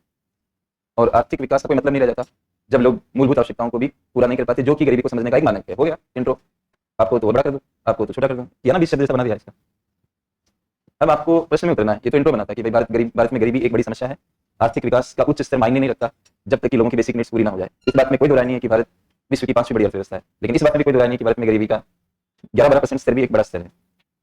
हो गया प्रस्तावना, कितना लिखना चाहोगे इसमें। उसके बाद गरीबी को, इस प्रश्न पे आओगे ना, गरीबी क्या है ये बताना पड़ेगा ना आपको, कि सीधा ही गरीबी क्या पे चालू हो जाओगे। मतलब राजा के भी मुकुट होता है, मुकुट तो पहनाओ पहले, इंट्रोडक्शन मुकुट की तरह होता है।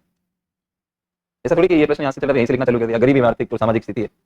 बता रहा हूँ आपको, मैं आप बात पे ध्यान दोगे तभी। आप क्या लगता है अभिव्यक्ति के बिना आपका कुछ नहीं हो पाएगा, ये बात समझ नहीं आती जब मैं कई बार क्लास में कहता हूँ, और जब लोग फेल होकर फिर मिलते हैं फिर कहते हैं सर अब क्या है, जब क्लास में बता रहे थे तब ध्यान नहीं दे रहे थे।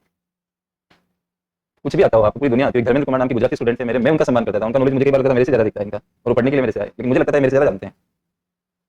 एक अध्यापक जब ये सोच ले कि स्टूडेंट मेरे से ज्यादा जानता है तो स्टूडेंट का लेवल क्या होगा। इतने विनम्र इंसान की, विनम्रता की डिफाइन होती है उनसे, मेरे को आज भी लगता है इतना विनम्र व्यक्ति था। लेकिन नहीं यूपीएससी क्लियर हो रहा था, तो फिर मेरे को बोले कि सर कारण क्या लग रहा है। मैंने कहा अभिव्यक्ति नहीं है आपके पास, ये प्रॉब्लम। आप बहुत कुछ जानते हो लेकिन लिखने का नंबर आता है तो जब मैं आपके आंसर्स देखता हूँ तो वहाँ फंस रहे होगा। और मैंने कहा ये नहीं ठीक होगा, नहीं होगा। तो मैंने कहा ये जीपीएससी को टारगेट करना, क्योंकि मैं समझ गया उनको बहुत देने के बाद भी वो वैसे ही चल रहे थे। तो मैंने कहा अब वैसे मैंने उनको सजेशन दिया कि आप जीपीएससी को भी देखो साथ में, थोड़ा मतलब उतना प्रखर रूप में नहीं बोला उनको कि नाराज हो जाए। तो मैंने कहा उसको भी देखो, हुआ वही कि वो उसमें पास हो गए, अभी वहाँ पे सर्विस दे रहे हैं और इधर नहीं हो पाया। कारण क्या बना कि ज्ञान तो था लेकिन जो अभिव्यक्ति यूपीएससी में होनी चाहिए वो मिसिंग कर रहे थे, उसमें इतना गैप आ रहा था कि मैं, मुझे लग नहीं रहा था कि इस गैप में चेंज हो सकता है, और उतना समय भी बचा हुआ नहीं दिख रहा था उनके लिए। तो इस तरह से हुआ। तो कई बार आपको दिख जाएगा कि अरे यार इसका कैसा है इसमें, मतलब उनकी एक्सप्रेशन पावर बहुत अच्छी होती है। तो इस पर आपको ध्यान देना पड़ेगा कि प्रस्तावना है तो कितना जाना चाहिए, कैसे लिखूं मैं, और सीधा मत उतरो किसी टॉपिक के अंदर, थोड़ा बहुत एक दो लाइनें लिख के फिर जाओ उसमें। अब आप इसमें आगे तो फिर यहाँ पे समझना पड़ेगा आपको कि जिस परीक्षक ने सवाल बनाया वो बेसिकली किस पे ज्यादा लेखन चाह रहा है, तो आपको इस वाले पार्ट पे कम लिखना है। तो जब आप 50-50 शब्दों को बांट रहे हो, मतलब 20 ऊपर चले गए, 20 नीचे भी कुछ लिखेंगे हम, अब बच गए 100 शब्द, तो मैं इसमें क्या करूंगा, मैं अगर एग्जाम दे रहा हूँ तो मैं 30 इसको दूंगा, इसको, और 70 में इसको दूंगा। इस प्रकार गरीबी दूर की जा सकती है। फिर मेरे को अगर 70 में कैसे लिखूं, तो आप फुल सेंटेंस मत लिखिए, गरीबी कैसे दूर की जा सकती है, तो आप समझो कि मैं 70 वर्ड लिमिट का सम्मान तो आपको करना ही पड़ेगा, निबंध नहीं लिख सकते आप वहाँ पे। तो आप कह सकते हो कि 4 बातों पे मुख्य रूप से ध्यान दिया जा सकता है। अधिकाधिक रोजगार के अवसरों का सृजन हो। अब क्या करूँ, इसके आगे ये लिखने से काम नहीं चलेगा, तो आप लिख दो कि इस संदर्भ में विनिर्माण, क्या कहते हैं, निर्माण, श्रम गहन सेवाएं आदि लगाना सीखो। आप ब्रह्म वाक्य नहीं बोल रहे हो वहाँ पे, अहम ब्रह्मास्मि नहीं चल रहा है, आदि लगा दो कि भाई और भी आपको लगता हो तो जोड़ लेना, मैं 3 तो बता ही दिया, नहीं तो नाराज हो जाता है, हो जाएंगे, मैं से बता रहा हूँ, आपने ये कैसे लिख दिया, फलाने क्यों कर दिया, तो वो आपको कहने थोड़ी आएगा, नंबर काट के चला जाएगा। तो आप आदि लगा दो कि ये तो और भी कुछ हो तो चलेगा इसमें। तो रोजगार संवर्धन का एक उपाय बता दिया आपने। दूसरे में आपने लिख दिया कि भारत में गरीबी मुख्य रूप से गाँव में देखने को मिलती है और गाँव की स्थिति में सुधार के लिए कृषि उत्पादकता पर ध्यान देना आवश्यक है। इस संदर्भ में भूमि सुधार कोमा ऐसे लगा के, कल तो मैंने लंबे लंबे लिखा है, लेकिन आप वो लंबा लंबा नहीं लिख पाओगे क्योंकि 70 वर्ड्स है। तो आठ आनी चाहिए ना, भूमि सुधार कोमा विपणन सुधार कोमा नई तकनीकी पर ध्यान। इस तरह से जितना याद आ जाए उतना लिखते जाओ, बाद में आदि लगा दो, वो देखते रहेंगे। तो मैं तो इन पे जोर दे रहा हूँ, मेरे को आता नहीं आता, आपको कैसे पता है, मैं तो कोमा लगा के टाइम की समस्या है मेरे सामने, आदि लगा दिया, वो कैसे समझेंगे कि आपको आता है कि नहीं आता है, 3-4 दे दिए बहुत होते हैं। उसके बाद मूलभूत सेवाओं पर कम खर्चा है हमारे देश में और मूलभूत सेवाओं से गरीबी दूर होती है, तो मूलभूत सेवाओं पर ध्यान दिया जाए, ये लिख दो। फिर आगे सुझाव मत दो कि राजस्व कहाँ से आएगा, वो सब बातें करने का टाइम नहीं है वहाँ पे, उतना लिख के छोड़ दो। और उसके आगे फिर चौथे में लिख दो कि भारत में मूलभूत सेवाएं प्रभावी ढंग से काम नहीं कर पाती, इस संदर्भ में निजी क्षेत्र कोमा सामाजिक संस्थाएं कोमा आईटी वगैरह का सहारा लिया जा सकता है। ये हो गए आपके 4 पैराग्राफ, चेंज करके 20 में फिर करो कंक्लूजन। कंक्लूजन में लिख दो इस प्रकार, भारत में उपयुक्त बिंदुओं पर विचार करते हुए, विचार लिखो नहीं कि उपयुक्त बिंदु को लागू करो, ऐसे लिखो विचार करते हुए गरीबी निवारण की दिशा में आगे बढ़ा जा सकता है, पूर्ण विराम। ये हो गया आपका प्रश्न। हाँ, ये तो मैं तो इस विचार के साथ आया ही नहीं कि खड़े खड़े फ्रेमिंग करनी है। बच्चे बार बार कई बार कहते हैं सर एक फ्रेम बता दो, सर ऐसा कर दो, 4-5 प्रश्न लिखवा दो। अरे इसके लिखाने से क्या होगा, आप उसकी बेसिक पॉइंट समझो कि प्रस्तावना में क्या बनेगा, तो प्रश्न पर डिपेंड करेगा ना। मैं 4 को लिखा भी दूंगा तो आपको फायदा क्या मिलेगा, इससे आइडिया मिलेगा ना। तो आइडिया तो मैं बता ही रहा हूँ ना, कोई से मैं कई जगह बताता रहूंगा आपको, तो आपका काम हो जाएगा। इस तरह से जाए। अब जिसको गरीबी बहुत हो जाती है, अमर्त्य सेन के सारे विचार उसको आते हैं, गरीबी के टाइप्स भी आते हैं, सब कुछ आता है, लेकिन यहाँ कंप्रेस करना पड़ेगा। ये अगर आप नहीं कर पाए तो आपको नंबर नहीं मिलेंगे, चाहे आपका कुछ भी हो। राइटिंग अच्छी होनी चाहिए यूपीएससी के लिए, ध्यान रखना। मैंने ऑब्जर्व किया पर्सनली, जिन जिन बच्चों की राइटिंग मेरे टच में थे और उनकी राइटिंग अच्छी थी, मैंने उनके स्कोर हमेशा ज्यादा देखे हैं। सुंदर लेखन का फर्क पड़ता है, पंक्चुएशन का फर्क पड़ता है, हर चीज का फर्क आता है। आप उनको केवल पढ़ने में रहोगे और उन फर्कों को नहीं समझोगे तो आपको 1-1, 2-2, 5-5 नंबर कट के कुछ भी नहीं रहेगा, खाली मेंस में बैठ जाओगे, इतना ही होगा। उससे नहीं पेट भरता आपका, जब तक आप इस ना बनो तब तक कोई मतलब नहीं। तो ये हर लेवल पे आपको काम करना पड़ेगा, हो जाएगा, लेकिन आप धीरे धीरे करोगे तो होगा। तो आई थिंक कि आप इस, अब अगला सवाल बन जाएगा डेमोग्राफिक डिविडेंड से आप क्या समझते हैं, आया हुआ भी है मेरे हिसाब से। और दूसरे भाग में था कि हमारी नीतियों में क्या कमियां रह गई, देखो उल्टा पूछा उसने, डेमोग्राफिक डिविडेंड का फायदा उठाने के लिए क्या करना चाहिए, सब आपको आता है, तो वही चीज हमने नहीं करी तभी तो ये कंडीशन है, तो उनको उल्टा करके लिख दो। उन्होंने सवाल पूछा था कि भारत में नीतियों में कौन से लेक्यू ना रहे, कौन सी कमियां रही कि भारत डेमोग्राफिक डिविडेंड का लाभ नहीं उठा पाया, लाभ नहीं उठा पाया। एक दो बातें तो मैंने प्रस्तावना में लिखा दिया, जॉबलेस ग्रोथ है या कुशलता विकास पर ध्यान नहीं देना है, बाकी और मिल जाएंगे आपको बिंदु। अब जब ये सवाल कि डेमोग्राफिक डिविडेंड किसे कहते हैं, आप डायरेक्ट मत चालू हो कि किसी देश की जनसंख्या में कार्यशील लोगों की, ऐसा मत लिखो। पूरे प्रश्न का संदर्भ में समझो, प्रश्न के संदर्भ में पूछा गया भारत के संदर्भ में, तो आप इंट्रो भारत से शुरू करें कि भारत में एक महत्वपूर्ण विरोधाभास देखने को मिलता है। वो देखो, स्टार्टिंग मेरी कोई अलग हो सकती है, आपकी कोई अलग हो सकती है, और हर स्टार्टिंग अच्छी हो सकती है। जैसे मैं कैसे लिख रहा हूँ इसको कि भारत एक विरोधाभासी स्थिति से गुजर रहा है, जिसमें कार्यशील लोगों की का जो अनुपात इंडिया में वो अच्छा होते हुए भी हम उसको जॉब्स में नहीं कन्वर्ट कर पा रहे, या उसका फायदा नहीं उठा पा रहे, या ग्रोथ में नहीं कन्वर्ट कर पा रहे। विरोधाभासी हुआ ना एक प्रकार का, कि साधन संपन्न होते हुए भी आप विपन्न जैसे नजर आ रहे हो। संपन्न का उल्टा क्या होता है, विपन्न। फिर विश्व बैंक को कोट कर देगा चेंज करके, ये स्थिति सकारात्मक तो है, लेकिन इसका सही इस्तेमाल नहीं होने पर विश्व बैंक के अनुसार ये जननांग के अभिशाप में कन्वर्ट हो सकती है। यहाँ तक हो गया। उसके बाद फिर आप चेंज करके बता दो आपकी डेमोग्राफिक डिविडेंड एक सकारात्मक स्थिति होती है, और इसमें ये देखा जाता है कि किसी भी देश की जनसंख्या में कार्यशील उम्र के लोगों का अनुपात सर्वाधिक हो, जो इस बात को बताता है कि निर्भरता अनुपात उसी अनुसार कम होगा। बता दिया आपने। अब उसमें 15-64 फलाना ये लिखने की जरूरत नहीं है, क्योंकि प्रश्न की मांग नहीं है। प्रश्न की मांग यहाँ तक थी कि भाई डेमोग्राफिक डिविडेंड क्या है, अब भारत में कार्यशील उम्र क्या है, ये थोड़ी पूछ रहा है वो। तो आप देख लो कि इसमें मेरे को आगे नहीं जाना है, इसके बाद मेन मुद्दे पर आना है कि नीतियों में क्या कमियां रहेगी, तो वो लिखनी है आपको, एक एक सेंटेंस बना बना के लिखनी, और लास्ट में कंक्लूड करना है। इस प्रकार भारत इस प्रकार की रणनीति बना के डेमोग्राफिक डिविडेंड को वास्तविक रूप में परिणत कर सकता है। परिणत परिणत का मतलब क्या होता है, कन्वर्ट करना। इस तरह से बनेगा। ठीक, अगला हेडिंग लगाओ आप इसमें, बेरोजगारी के मुख्य प्रकार। बेरोजगारी के मुख्य प्रकार, ये तो प्रस्तावना किया ना आपने, अभी अभी टाइप्स पढ़ेंगे बेरोजगारी किस किस तरह की होती है। तो बेरोजगारी के मुख्य प्रकार, तो मेंस जब लिखते हैं नॉलेज होना चाहिए ना कि बेरोजगारी के मोटे टाइप्स कौन से होते हैं। पूछ भी सकता है कि फलानी बेरोजगारी क्या होती है, फिर भारत इसको कैसे दूर कर सकता है, ऐसे सवाल बन सकते हैं। तो बेरोजगारी के मुख्य प्रकारों में पहला लिखिए आप फर्स्ट,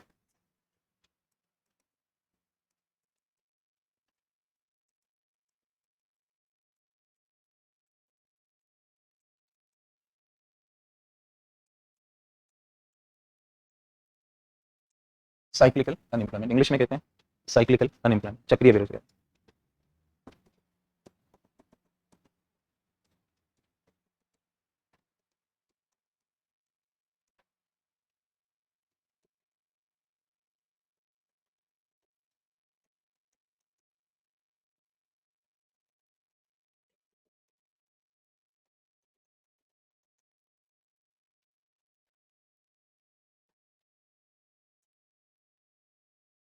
आर्थिक उतार चढ़ावों के दौरान उत्पन्न होने वाली बेरोजगारी। अब ये भी एक कला होती है, आपको छोटे सेंटेंस और बड़े सेंटेंस, बड़ा भी हो सकता था। आर्थिक उतार चढ़ाव के दौरान उत्पन्न होने वाली बेरोजगारी को सक्रिय बेरोजगारी कहते हैं। अब वो ज़्यादा चला गया, तो छोटा लिखने का भी थोड़ा अभ्यास होना चाहिए कि मुझे और जगह चाहिए अभी, तो ऐसे ही इस तरह का भी लिख सकते हो। और इकोनॉमी में फ्लक्चुएशन आते रहते हैं, हमने मंदी वगैरह ये सब पढ़ा था प्रीलिम्स के दौरान, तो मंदियों में लोग बेरोजगार हो जाते हैं, डिप्रेशन वगैरह आता है, मतलब ऐसे साइकिल बनते हैं ना, मतलब जीडीपी कभी हो जाता है फिर ऐसे होता है ये। तो जब ये जीडीपी नीचे जा रहा है, ऐसे साइकिल बनते हैं, तो जब उत्पादन ही नीचे हो रहा है तो लोगों को नौकरी देने का कोई मतलब नहीं बनता है। अच्छा, ज़्यादातर ऐसे राष्ट्रों में ये मतलब कॉन्ट्रैक्ट नहीं हो सपोज, तब तो कभी भी निकाल सकते हो किसी को, या उसमें लिखा हुआ रहता है एग्रीमेंट में कि in case of recession etcetera you can be remove from your post by the company, ऐसे तो वो फिर निकाल देते हैं आपको, फिर वापस सही होने लगता है, तो फिर वापस नौकरी मिल जाती है, फिर कुछ होता है, ऐसे चलता रहता है। तो इकोनॉमी चक्र बनाती है, वो चक्र होते रहते हैं आए दिन, आप देखेंगे कभी क्या कारण बन जाता है, कभी क्या कारण बन जाता है। तो मैंने आपको डब्ल्यू शेप रिकवरी बताया था प्रीलिम्स के टाइम पे, ऐसे जाके फिर वापस नीचे जाने की जरूरत है। तो ये फिर आप चेंज करिए। यह बेरोजगारी मुख्य रूप से, यह बेरोजगारी मुख्य रूप से समग्र मांग, समग्र मांग की कमी के कारण, समग्र मांग की कमी के कारण उत्पन्न होती है, जनरेट होती है, उत्पन्न होती है, उत्पन्न होती है। फिर बदलिए, स्टिमुलस आदि होती है, समग्र मांग की कमी के कारण, समग्र मांग की कमी के कारण उत्पन्न होती है, जनरेट होती है, उत्पन्न होती है, उत्पन्न होती है। फिर बदलिए, स्टिमुलस आदि, स्टिमुलस पीटी में पढ़ाया था, स्टिमुलस आदि के माध्यम से, स्टिमुलस आदि के माध्यम से इस बेरोजगारी को तुलनात्मक रूप से, तुलनात्मक रूप से, तुलनात्मक रूप से अधिक आसानी से, अधिक आसानी से दूर किया जा सकता है।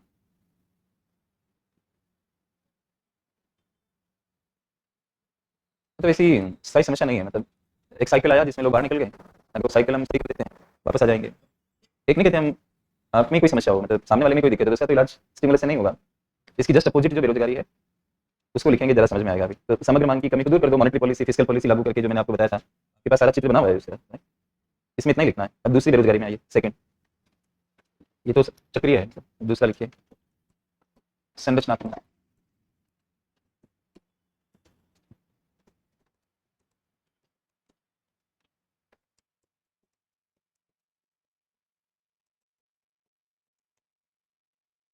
संरचनात्मक बेरोजगारी, स्ट्रक्चरल अनएम्प्लॉयमेंट। ठीक, देखिए भारत जैसे विकासशील राष्ट्रों, भारत जैसे विकासशील राष्ट्रों और अल्प विकसित राष्ट्रों, और अल्प विकसित राष्ट्रों में यह बेरोजगारी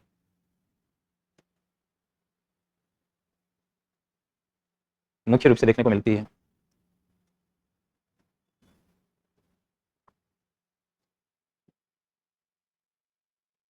फिर आप चेंज करिए,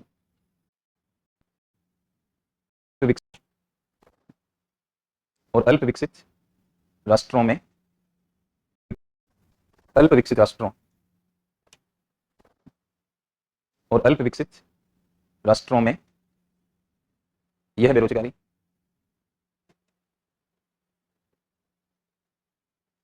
मुख्य रूप से देखने को मिलती है।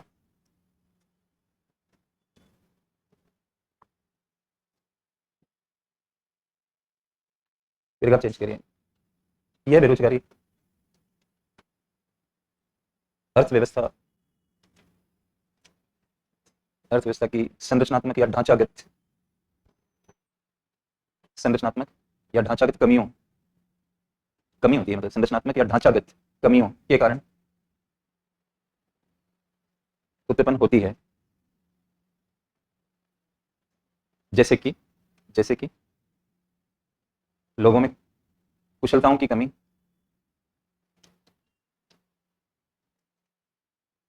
अर्थात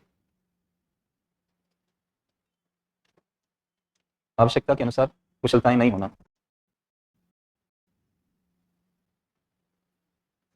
जैसे कि, जैसे कि लोगों में कुशलताओं की कमी,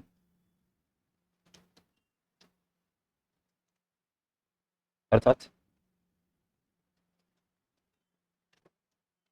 आवश्यकता के अनुसार कुशलताएं नहीं होना, कमी होती है, मतलब संरचनात्मक या ढांचागत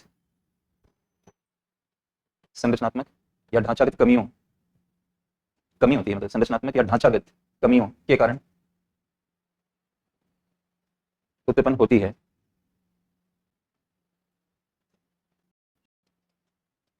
सर कुशल आवश्यकता के अनुसार कुशलताएं नहीं होना,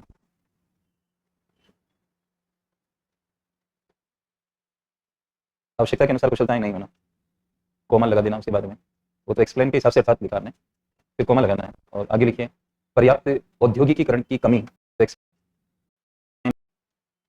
आवश्यकता के अनुसार कुशलताएं नहीं होना अर्थात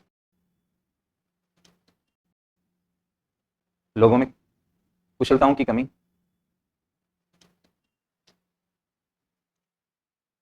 अर्थात आवश्यकता के अनुसार कुशलताएं नहीं होना,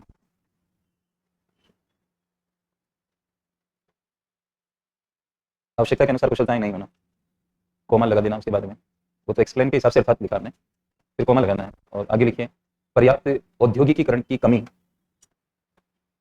पर्याप्त औद्योगिकीकरण की कमी अर्थात श्रम बल, लेबर फोर्स में वृद्धि अर्थात कमी, पर्याप्त औद्योगिकीकरण की कमी अर्थात श्रम बल, लेबर फोर्स में वृद्धि के अनुसार, श्रम बल में वृद्धि के अनुसार औद्योगिक विकास नहीं होना, औद्योगिक विकास नहीं होना आदि नहीं होना, औद्योगिक विकास नहीं होना, औद्योगिक विकास नहीं होना आदि। फिर बदलिए, ये ध्यान देने योग्य है कि यह ध्यान देने योग्य है कि भारत की बेरोजगारी का मुख्य स्वरूप, भारत की बेरोजगारी का मुख्य स्वरूप संरचनात्मक ही है, संरचनात्मक ही है। पूर्णविराम लगा के ब्रैकेट में लिखिए यूपीएससी मेंस 2023 संरचनात्मक ही है, योग्य है कि भारत की बेरोजगारी का मुख्य स्वरूप, भारत की बेरोजगारी का मुख्य स्वरूप संरचनात्मक ही है, संरचनात्मक ही है। पूर्णविराम लगा के ब्रैकेट में लिखिए यूपीएससी मेंस 2023,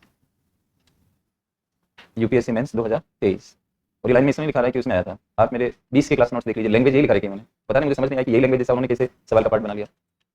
मेरे पुराने नोट्स में भी ये लिखा हुआ है कि भारत की बेरोजगारी का मुख्य स्वरूप संरचनात्मक ही है, और सीधा यूपीएससी ने पूछा 23 के एग्जाम में भारत की बेरोजगारी का मुख्य स्वरूप संरचनात्मक है।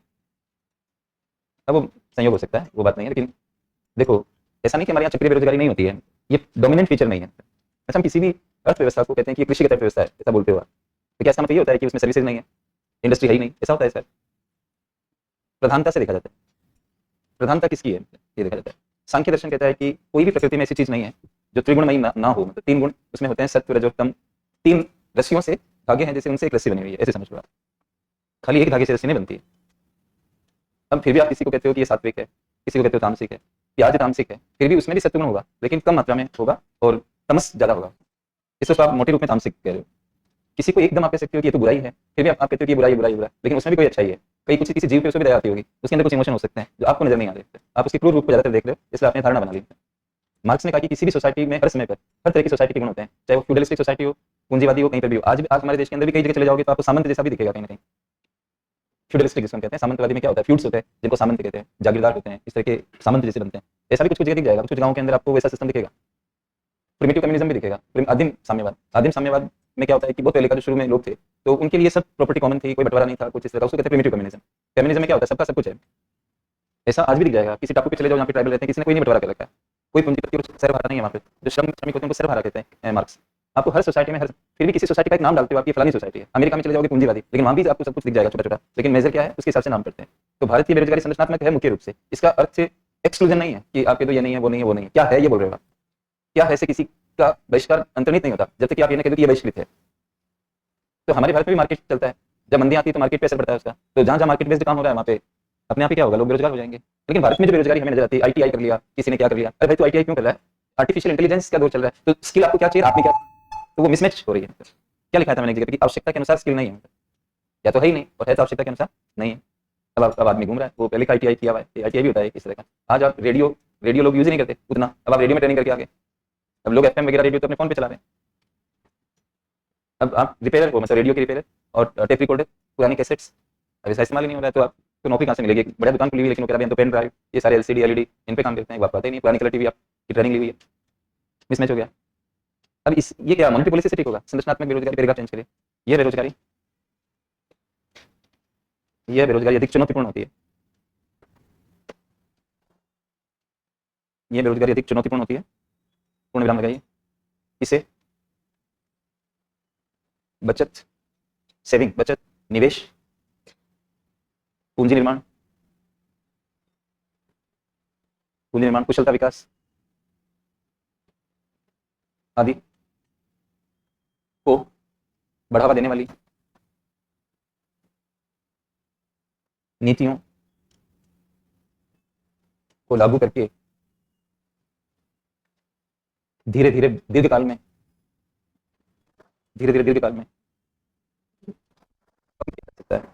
कम किया जा सकता है। पूर्ण विराम लगाइए। ऐसा नहीं कि टैक्स में छूट दे दी और ब्याज दरों को कम कर दिया, जो हमने पढ़ा था, उससे कुछ नहीं होने वाला। इस जब आदमी में योग्यता नहीं है तो ब्याज दर को कम करने से फायदा क्या निकलने वाला? आदमी नहीं मिल रहा है तो बेरोजगारी कैसे दूर होगी? दूसरी बात मैंने एक जगह लिखा है कि श्रम बल ज्यादा रफ्तार से बढ़ रहा है। श्रम बल किसको कहते हैं? जो वर्किंग एज के लोग होते हैं श्रम बल में आते हैं। वर्किंग एज की, जैसे 15 से 59 पब्लिक 64 वाले जो है, ये श्रम बल होता है। इसमें से जो लोग काम करते हैं, इनमें से सारे तो नहीं करते, जो इसमें से काम करते हैं वो कार्यबल कहलाता है। कार्यबल, जिसको इंग्लिश में आप कहोगे वर्क फोर्स। तो लेबर फोर्स तो ये सारे लोग हो गए, इसमें से जो काम करते हैं किसमें आता है? कार्य। तो अब हमारी जो लेबर फोर्स है, मतलब जैसे एक बच्चा पहले 14 साल का था, अगले साल 15 का हो गया, तो वो कार्य उसमें चला गया, लेबर फोर्स में चला गया। तो कितने लोग लेबर फोर्स को ज्वाइन कर रहे हैं और इंडस्ट्रीज की रफ्तार से बढ़ रहे हैं। हमें ऐसे निरपेक्ष रूप से, सापेक्षिक रूप से नहीं, निरपेक्ष रूप से ऐसा लगता है कि भारत में उद्योग बहुत बढ़ रहे हैं, ऐसा लगता है। लेकिन आप इस विचार को भी लेके आए कि श्रम बल कितना बढ़ रहा है। अगर श्रम बल 3% से बढ़ रहा है तो आपकी इंडस्ट्रीज 1% से बढ़ रहे हैं, तो बेरोजगारों की संख्या पहले की तुलना में ज्यादा हो जाएगी, क्योंकि कुछ लोगों को नौकरी मिल जाएगी लेकिन ज्यादातर बाहर रह जाएंगे, और पहले के भी बात छूटे हुए हैं उनको उनमें ऐड कर लो, बेरोजगारों की संख्या बढ़ती जाएगी। फायदा क्या निकला इसमें? तो दोस्तों, ये उद्योगों का जो विकास है ये धीरे धीरे होता है। इसमें मैंने यहाँ पे लिखा है बचत, निवेश, पूंजी निर्माण। बिना बचत के निवेश नहीं हो पाएगा, क्योंकि निवेश के लिए आपको अलग से पैसा चाहिए। जो लोग इनकम कमाते हैं वो एक तो कंजप्शन में ले जाते हैं। निवेश कंजप्शन के अलावा डिमांड है, मतलब मशीन वगैरह के लिए जो आप पैसा खर्च करते हैं उसको निवेश कहते हैं। इनकम का एक पार्ट तो आप उपभोग में ले जाओगे क्योंकि आपको जिंदा रहना है और आपकी इच्छाएं भी है, मेरे को गाड़ी लेनी, वो जो भी कुछ है उसमें जाएगा। एक पार्ट जो बचेगा वही तो एक्स्ट्रा मशीन के काम आएगा, आपको उपभोग में से कुछ करना पड़ेगा ना। तो बचत से निवेश कनेक्ट रहता है। तो बचत निवेश, ऐसे मैंने एक साथ लिखा है, बचत निवेश, निवेश से क्या होता है? पूंजी निर्माण। तो सारी कनेक्टेड भाषा चल रही है। और फिर कुशलता को नहीं छोड़ना। जिस बच्चे ने कुशलता लिखना भूल गया इसमें, फिर उसका आंसर गिला रह जाएगा, क्योंकि मान लो आपने बचत किया, निवेश किया, पूंजी निर्माण भी हो गया, लेकिन कुशलता विकास नहीं होने के कारण फिर भी वो प्रॉब्लम रहेगी, क्योंकि उसको इंप्लीमेंट नहीं मिल पाएगा। तो ये बातें मतलब जरूरी होती है, कुशलता को भी लिखना होता है। ये सब चीजों को बढ़ावा, कुशलता क्या एक ही दिन में आ जाती है? तो आपको धीरे धीरे आती है, और जो ट्रेनिंग मिलती है वो एकेडमिक ज्यादा होती है, प्रैक्टिकल कम करवाते हैं हमारे देश में। फिर जैसे जैसे काम करता है वैसे वैसे उसको नॉलेज मिलता है। और ड्राइविंग तो ऐसा काम है कि आप स्कूल में कितना 15 दिन की ड्राइविंग, 20 दिन की ड्राइविंग सिखा के क्या एक ड्राइवर बना दोगे? वो 5 साल 10 साल चलाएगा तब ड्राइवर बनेगा सही ढंग से। तो समय लगता है इसके अंदर, इसलिए संरचनात्मक बेरोजगारी ज्यादा चुनौतीपूर्ण मानी गई। आप अंडरस्टैंड कर रहे हो ये बात? तो 2 हो गए, तीसरे पे आइए सर।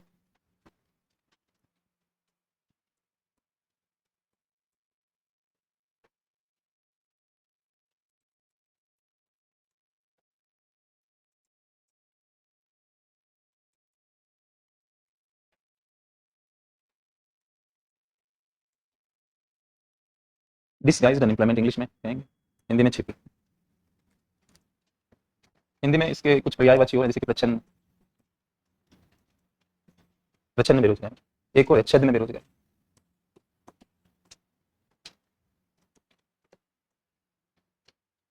या तो छिपी बोल सकते हो, प्रच्छन्न बोल सकते हो, छद्म बोल सकते हो। इंग्लिश में कोई पर्यायवाची नहीं है डिसगाइज्ड अनएम्प्लॉयमेंट। लिखिए,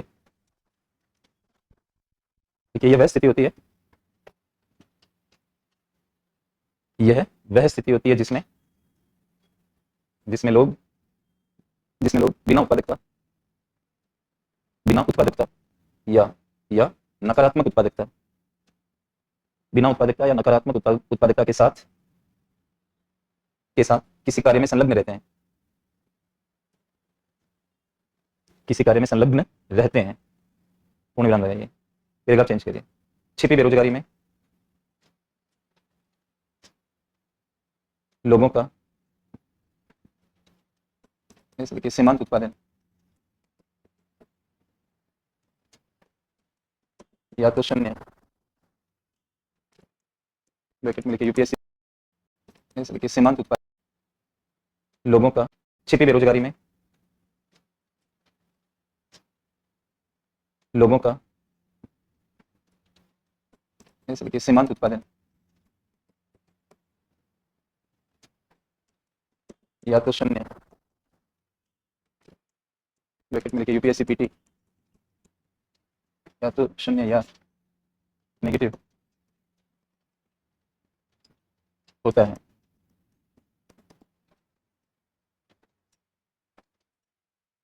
क्या 13 के पीटी में था कि छिपी बेरोजगारी में श्रम का सीमांत उत्पादन क्या होता है? मतलब 4 जो ऑप्शन दिए थे उसमें एक जीरो ऑप्शन था, इसमें मैंने जीरो जैसे आया यहाँ पे लिख दिया, मतलब लेकिन ये भी हो सकता है कहने, लेकिन उन्होंने जो ऑप्शन दिया था उसमें जीरो ही एक दे रखा था, बाकी कुछ थे, तो राइट आंसर वो ऑप्शन था जिसमें जीरो लिखा हुआ था। तो सीमांत उत्पादन की कॉन्सेप्ट आ गई क्लास में, तो इसका मतलब क्या है? पैराग्राफ चेंज करिए। यदि किसी कार्य स्थान पर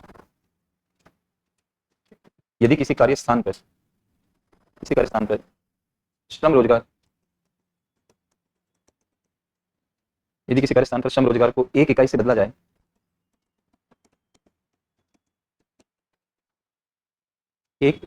जाए तो उसके कारण कुल उत्पादन पर पड़ने वाले प्रभाव को श्रम का सीमांत उत्पादन कहते हैं।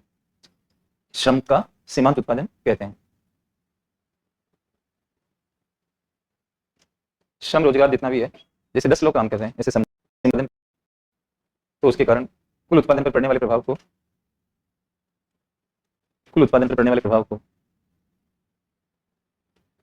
श्रम का सीमांत उत्पादन कहते हैं। श्रम रोजगार जितना भी है, जैसे 10 लोग काम कर रहे हैं ऐसे समझो आप, इसमें समझा रहा हूँ आपको, या पूरा ही देख लेते हैं। जैसे मैंने यहाँ पर कुल उत्पादन लिखा और यहाँ मैं सीमांत उत्पादन की बात कर रहा हूँ, और यहाँ श्रम रोजगार है, कितने श्रमिक काम में ले रहे हो वो इसके सामने लिख रहा हूँ। तो हम इनिशियल तो ये पहले से ही था, तो ऐसे मान के चल रहे हैं कि इसके साथ से कुल उत्पादन मान लो 5 था, अभी ये पहले से इसका अभी चेंज अब करेंगे हम, इसलिए इसके आगे मैंने डेश लगा दिया। अब मैं दूसरा लेबर लेके आ रहा हूँ, है ना। तो लेबर के साथ प्रोडक्शन की पॉजिटिविटी या रिलेशन है ना, मतलब more labour you employ you can expect labour productive होता है, तो you can expect increase in output. Do you believe in that और नॉट? मतलब अभी श्रम आवर जैसे मैं पढ़ा रहा हूँ, 5 मिनट ज्यादा पढ़ाऊंगा तो ज्यादा प्रोडक्शन हो जाएगा इस चीज का, यही है ना चीज। तो एक खेत है वहाँ पे, एक लेबर काम कर रहा है, फिर दूसरा और ला रहा है, तो दूसरा लाने से ये 10 हो जाता है, टोटल 2 लोगों के कारण श्रम विभाजन भी हो जाता है, तुम ये काम करना मैं ये करूंगा इस तरह से, तो उससे विशिष्टता आ जाती है, ऐसा कुछ समझ लो। अब एक को बदलने से टोटल में कितना चेंज हुआ? 5 तो ये सीमांत। फिर आप तीसरा लेबर लेके आए और ये 13 हुआ, मतलब तो ये 3 बदला ना इसमें, ये है। फिर चौथा लेके आए और ये 14 हुआ, तो 1 चेंज किया इसने, और फिर 5वां लेके आए, ये 14 ही रहा, तो ये 0 कॉन्ट्रीब्यूशन। अब आप 5वां ले आए और ये दिख रहा है, तो आपको ऊपर से क्या दिखेगा? ये काम कर रहा है, ये दिखेगा काम करता हुआ दिख रहा है, हमें हम उसको बेरोजगार क्यों कहेंगे? नहीं कहेंगे, हमें ऐसा लगेगा वो काम कर रहा है, रोजगार है उसका, तो उसकी बेरोजगारी वो जो एक्टिविटी कर रहा है उसके अंडर में छिप गई, मतलब जबकि उसका होना नहीं होना मतलब कोई मायने नहीं रखता। आप इसको हटा भी लोगे तो आपकी टोटल में कोई चेंज नहीं होगा, इसको रिमूव भी कर दोगे तो 14 ही है, इसके होने पर भी 14 ही है, इसका मतलब वो ढकोसले जैसा ही हो रहा है वहाँ पे, तो वो छिपना हो गया। कहने का मतलब इकोनॉमिक्स कहता है कि कोई भी इंप्लीमेंट गेनफुल होना चाहिए, मतलब इंप्लीमेंट से कुछ गेन होना चाहिए, यहाँ कहाँ गेन हो रहा है? अच्छा मालूम नहीं चल पाता कई बार कि इसकी वजह से चेंज हो रहा है कि किसकी वजह से मालूम नहीं चल पाता है, फिर उसने क्या किया? 6 में लगा दिया। अब ज्यादा लोग हो जाने से क्या होता है कि व्यवधान होने लग जाता है कई बार, तो ये उल्टा 13 ही रह गया, ज्यादा इंप्लीमेंट हो गया। कई बार कहीं पे ज्यादा हो जाता है किसी रूम में कहीं पर, फिर वो बातों में लग जाते हैं काम, अरे वीडियो तो एडिट करना ही भूल गया, भूला क्योंकि वहाँ पे वो बातों में लगा हुआ है। तो छिपी बेरोजगारी यहाँ से चालू माने आप, सीमांत उत्पादन या तो 0 या माइनस, ये छिपी बेरोजगारी की स्थिति। छिपी बेरोजगारी यहाँ से आएगी, ये 5 और 6 और नीचे होगा, तो वो ये सब क्या कहलाएंगे? छिपे बेरोजगार।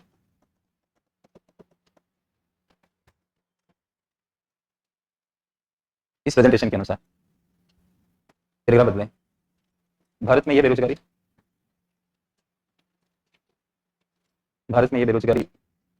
मुख्य रूप से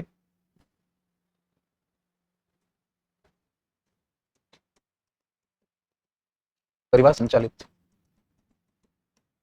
ओब्लिक आधारित, परिवार संचालित ओब्लिक आधारित खेतों में देखने को मिलती है।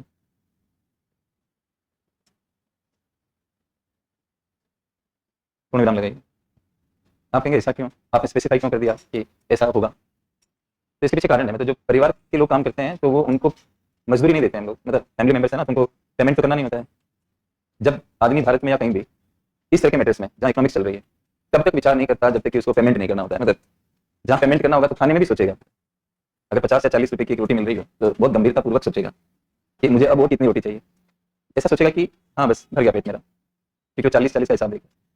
थोड़ी सी कमी रहेगी कि थोड़ी सी और अगर खा लेते तो उसको बुला रहा है वो, भाई इधर आओ कि आधी रोटी मिल सकती है, या फिर या तो एक ही ले लो या लो ही मत, यही हो सकता है यहाँ पे, तो आधी कहाँ से लाऊं? तो बड़ा हिसाब लगा रहा है। लेकिन जब खाने के लिए जाता है किसी के फंक्शन में तो वहाँ कोई हिसाब नहीं लगाता है। कारण क्या कि पेमेंट नहीं करना, वही चीज इधर। जब हम किसी को लगाते हैं तो 10 बार सोचते हैं कि इसकी, भले हमें ये मैथमेटिक्स नहीं आता कि कितना चेंज हो रहा है, ये तो समझाने के लिए होता है। न्यूमेरिकल जो माइक्रो इकोनॉमिक्स में पढ़ाए जाते हैं, ये माइक्रो में पढ़ाते हैं। एक श्रमिक को हम कहाँ तक लगाएंगे, ये माइक्रो इकोनॉमिक्स पे है। इसमें किसी का नाम नहीं लिया जा रहा है, ना एक्स कुमार वाई कुमार कहा जा रहा है। यहाँ पे किसी का नाम, एक इमेजिनेशन चल रहा है, एक लेवल है तो इतना ऐसे करके हम चेंज करेंगे, तो कब तक इंप्लीमेंट होना चाहिए, माइक्रो लेवल पे सिखाया जाता है। माइक्रो, यही माइक्रो इकोनॉमिक्स का आधार बनती है। मैंने पीटी में आपको शुरुआती क्लास में लिखा था कि माइक्रो से मैक्रो की तरफ जाते हैं। ये माइक्रो नॉलेज नहीं है क्या? मैं पूरी सोसाइटी में घुमा रहा हूँ आपको, या मैंने एक एग्जांपल से समझाया आपको, एक एग्जांपल से समझाया। ये चीज टेक्स्ट बुक में भी आ सकती है, तो बच्चों को स्कूल से ज्ञान हो जाएगा। वो स्कूल जाएगा, पहले दुनिया को देखने जाए, पहले ये बताओ। तो स्कूल में तो जाकर प्रारंभिक ज्ञान प्राप्त करेंगे कि दुनिया में पूरी राज्य की तरह भ्रमण करते रहेंगे, जैन मुनि जी की तरह। तो यहाँ पे बात यही है दोस्तों की छोटे में समझाया जाता है। तो अब चूंकि पेमेंट नहीं करते तो आपके माइंड में समझ नहीं आ रहा है कि हम कई बार एक्सीड कर जाते हैं, ज्यादा लोग काम करने लग जाते हैं, जरूरत नहीं है तो करने लग जाते हैं, ये चीज होती है। पैराग्राफ बदलिए।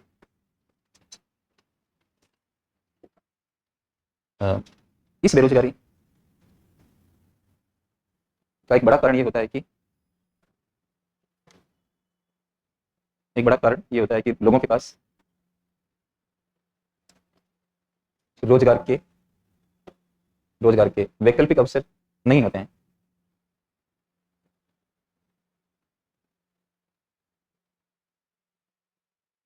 पूर्ण विराम लगाइए। मैं एक साथ समझाऊंगा, पैराग्राफ चेंज करिए। यदि भारत में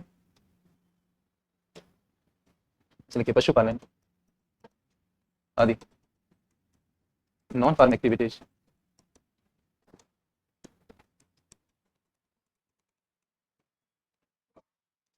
नॉन फार्म एक्टिविटीज को बढ़ावा दिया जाए, नॉन फार्म एक्टिविटीज को बढ़ावा दिया जाए तो इस बेरोजगारी के प्रभाव को कम किया जा सकता है।